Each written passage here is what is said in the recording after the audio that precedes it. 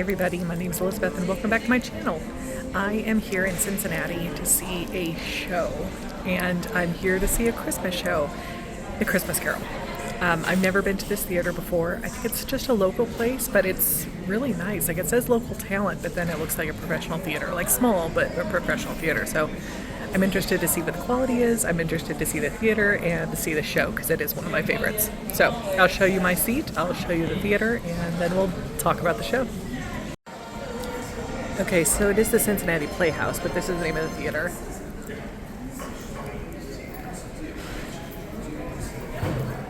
This is just the lobby. It is smaller than most of the theaters I go to, but it has 2 bars and a little tiny cafe upstairs, so it is very nice looking. So I'm here about an hour and a half before the show, and that's because I was in Cincinnati and I don't know Cincinnati well, and so I came here and I got something to eat at their little cafe, and now I'm just sitting here because it was hard to get here. I made so many wrong turns and I was pretty stressed out. I was like, I don't care if it's an hour and a half before the show starts. It says the lobby's open, there's the cafe. So went and got a sandwich, and I got the bar has some specialty drinks for the show, and so I got the non-alcoholic Tiny Tim, which is just cherry Sprite, but it has a maraschino cherry in it, so I'm gonna enjoy this and kill some time.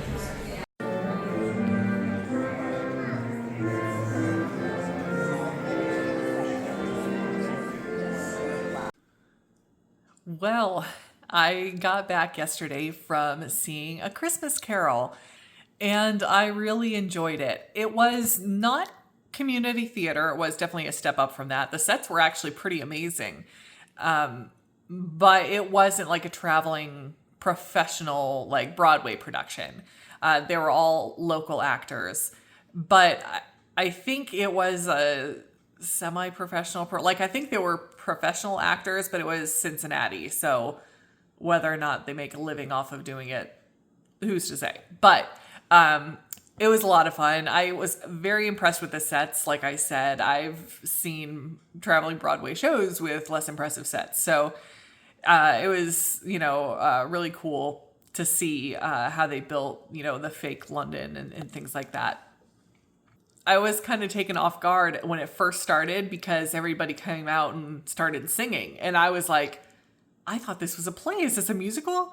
And then I realized, oh, they're just singing A Christmas Carol. Literally they're singing a song that is a Christmas Carol.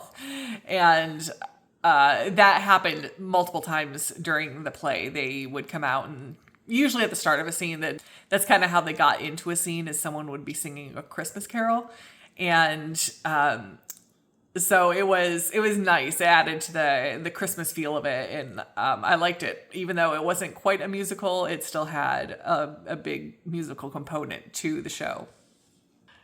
The show was actually a pretty good quality. Listen, I'm not an actor. I'm not an acting coach. I'm not someone that can say, oh, that was like a terrific, nuanced performance, But I enjoyed the acting mostly. There was one exception. I thought Bob Cratchit was maybe a little too almost slapstick in his exuberance for, excitement for the holiday season. He just had some of his choices were maybe a little too comical for what I enjoy, especially from that character. He should absolutely be happy and, someone that you're rooting for, but he was a little too jokey for my taste. But I enjoyed Scrooge. Most of the ghosts I enjoyed. The Ghost of Christmas Past was an odd choice. It was played by a young woman with long blonde hair, and her dress was something you would wear in the summer, not in the winter. It was just it was an odd choice, for the Ghost of Christmas Past. And then there were these puppet birds that came out with her, which I don't quite understand what they were there for. Let me take a step back and say that this version of the Christmas Carol was actually written by someone at the theater a couple years ago. I guess they do the show every year, or at least for the past 3 years. And it was written by well, it was written by Charles Dickens, but it was adapted. This version of this script was written by someone that works for the theater. And so mostly it is the story that we all know and love. Most of the lines are, from, just the traditional version. But there were additions, there were some changes and things like that. Nothing, bad or nothing that I didn't think fit. But there were a couple artistic choices that I was like, I'm not sure if I can get on board with that. And that includes just the presentation of the Ghost of Christmas Past, like the way she was dressed and everything was like, I feel like if it's in the middle of winter in London, you should maybe be wearing like a scarf at least, like it was just like kind of that odd thing.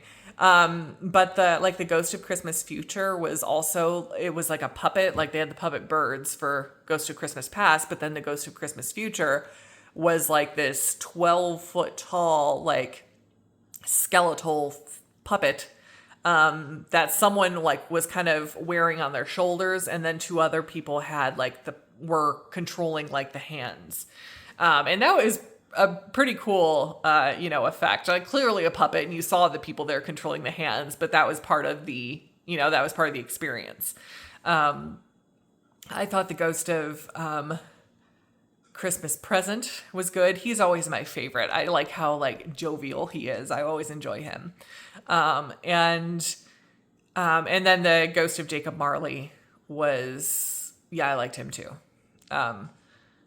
So yeah, as far as acting goes, the only real complaint I had was Bob Cratchit. But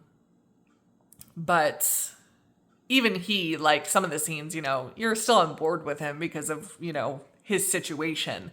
I just wished he had toned down the comedy part a little bit. It was still a lot of fun and a great way to start the season. I'll also say that you probably saw how close I was to this stage. I didn't really talk or anything during that little clip because the usher was standing really close to me, and he had already looked at me and said, you can't film during the performance, right? And I was like, oh yes, I know. I didn't want him to think that I was going to film during the show or was doing something I shouldn't be. So anyway, I had a really good seat. I was in the third row, I think. Like there were two rows that were like right next to the stage, and then there was like an aisle, and then I was in the very next row. And it was a cheap seat though, because I was so far to the right that I didn't have a view of the right side of the stage, that like, the far right. I didn't really think it made that big of a difference for my enjoyment of it. Like I couldn't see the London sets on that side, but that's okay. I'm always of the opinion, like I'll take a little less good view of the stage if I can be close and pay a cheap price. So that's what it was here. And I have no regrets. I thought it was, I would do the same thing again. Now, every Christmas season, I watch at least 3 versions of A Christmas Carol, sometimes more. But there are several that I make it a point to watch every year. The first is A Muppet Christmas Carol because it makes me laugh and I enjoy the music, and I still enjoy it. I'm an adult, but I really like that movie. And then I also watch a musical version. Shocker, I know. The version I watch is called Scrooge. I think it's from the 1970s. It stars Albert Finney, and he's actually pretty young in the movie. And so he plays himself both in the flashbacks, like, when he's meeting Belle and things like that and working at Fezziwigs. And then, of course, they add makeup to make him look like a pretty horrific old man. And so it's the only version I've ever seen where, the same actor can play himself, the character as a young man and as an old man, because usually they have to cast someone else for the younger version. But I really like it. I enjoy the music, of course. And it has, some additional things added to it because it is a musical. But I really like it. Shocker, since I'm the one that goes to a bunch of traveling Broadway shows. But yeah, that is one that I watch every year. And then the third that I make sure I watch every year stars George C. Scott as Scrooge. And that's the one that I watch that's a little more serious, and it has some scary moments and some parts that legitimately scared me when I saw it as a kid. But I enjoy that one too for the more dramatic aspect of the story. And then my mom's favorite version is the oldest that we tend to watch. And that one stars Alastair Sims, if I remember correctly. Another good one. That's her favorite. And so I tend to watch that one a lot. That would be the fourth one. Like I get through my three and then, sometimes I also watch that one as well.